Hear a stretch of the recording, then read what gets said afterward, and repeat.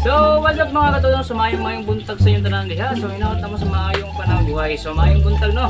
So, karon for today's video itong buhatong magkilaw ta. Pero dili barilis ang atong kilawon. Ang atong kilawon karon ay tamban. Yan. So, mura may kaya sa budget, tambal lang sa ta. Okay, so ang pagkilaw dili na siya basta-basta magkilaw lang ka. Kaya mo ba kinilaw lang sa nang bandiha. Magkilaw lang, ayos na, pero sa kuha hindi pwede na. Kailangan kung magkilaw ka, tanggal na ito ang langsa. Labi na ng tamban, naadyo siya langsa. Pero ang sikreto ana, kunya makita ninyo kung siya sikreto, pagpawa sa langsa ani. Pero karon, ato siya ning hinluan. So, ano na kutsilyo? Kasi yung kutsilyo, habol na siya. So, ang atong buhaton, so kung wala mo bayaran, siyempre wala adyo mag sa inyo ha. Okay, mag. Ang lubot na diyan yung ibayad ang kutsilyo.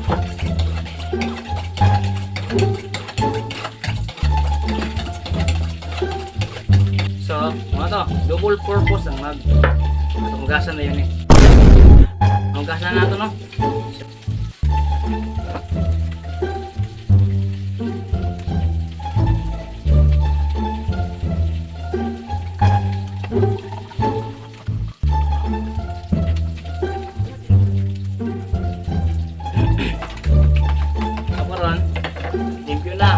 Limpyo niya sa tubig para ang himbis niya dito mahulog tanan. So, karon kay limpyo na. Ang uban eh, anahon na lang tanggal ang ulo. Anahon.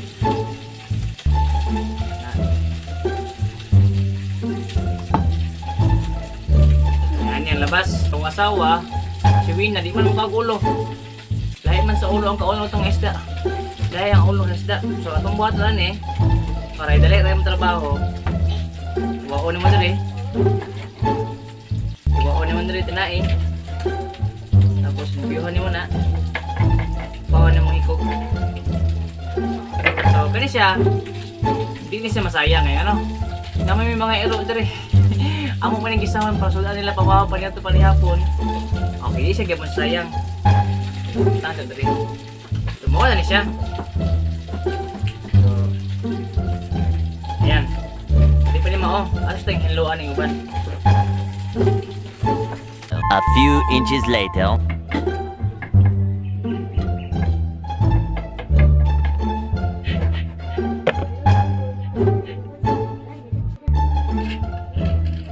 So mo to mga katoto, ang kaning ulo kung ang iyang tinaing iko, kung namoy mga ero, ayaw ilabay. Pwede na gisahon ipagkawan sa ero para di masayang. Kung mapun mo ero, ay siyempre yung silingan alang ang pagway ero na kaon na ni. Pero mana tao hilib ko sa isda ang atong buhaton na lang kay ato nga hiwa-iwaon. So lasa lang nato ng pipino, bombay, ugang luya, unya na ni. So manghinlo sa ta.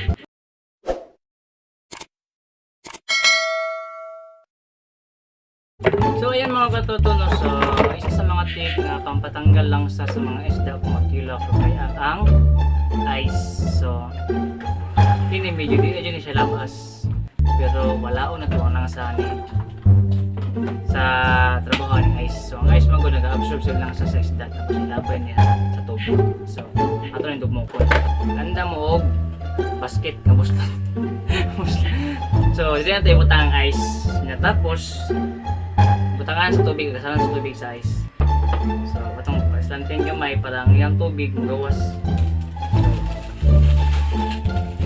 So, kailangan dugmo kayong ice, no?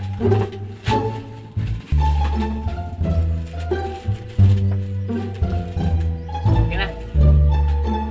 Karon, kasunod, iwaan na ito ang isda. Ang isda. Ato may iwawang tanggalan ito.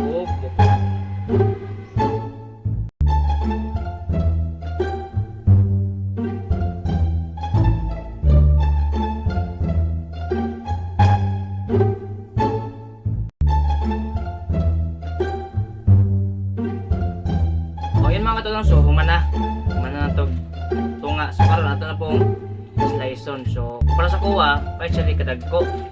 So kawin na kay so sliceon kita gumay. So mas lamig ko itong kita gumay. So ito sliceon no.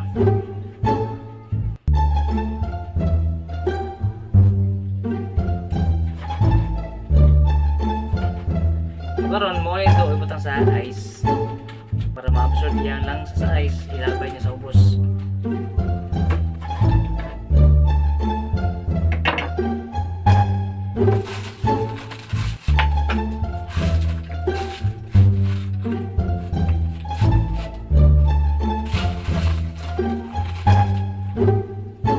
So, totoo na ito, no? Hiwawa na ito yung mga lamas.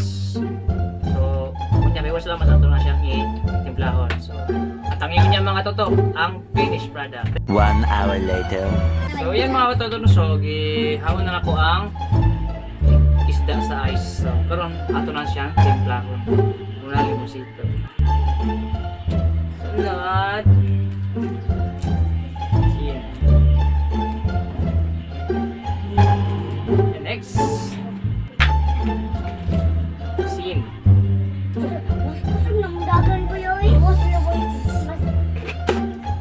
And suka.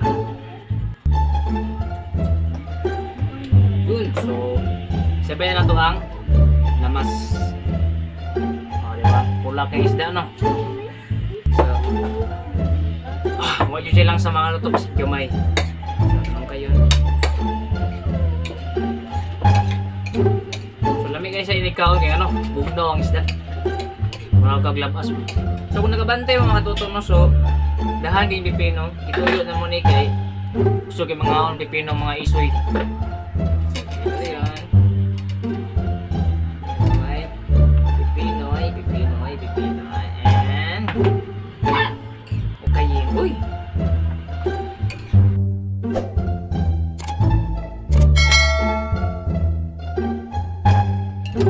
Mga wanita, nawa, wanita ginilang, okay.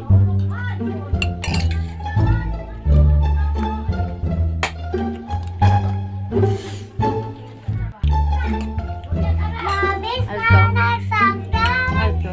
ako sama